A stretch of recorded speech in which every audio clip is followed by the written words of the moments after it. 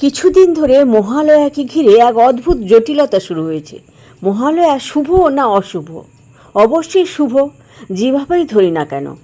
পিতৃপক্ষের অবসান ও মাতৃপক্ষের সূচনা, এই সন্ধিক্ষণে মহালয়া, যখন আমরা মহান আলয়া বা আশ্রয়দাত্রীর আশ্রয় নিলাম, আবাহন শুরু করলাম তাঁর, যিনি মহাষ্টমীতে মহিষাসুরকে নিধন করবেন, সেদিনটি কখনো অশুভ হতে পারে?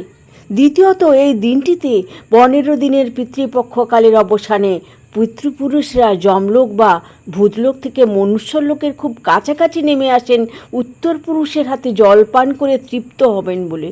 পিতৃপুরুষকে স্মরণ ও শ্রদ্ধা জানানোর শোক থাকলেই কি তা অশুভ হতে হবে? আমরা তো যে কোনো শুভ কাজের সূচনায় পিতৃপুরুষকে স্মরণ করি, তাহলে পিতৃপুরুষকে তর্পণ কি কখনো অশুভ হবে? তাছাড়া তর্পণ করা হয় ত্রিলোকের উদ্দেশ্যে।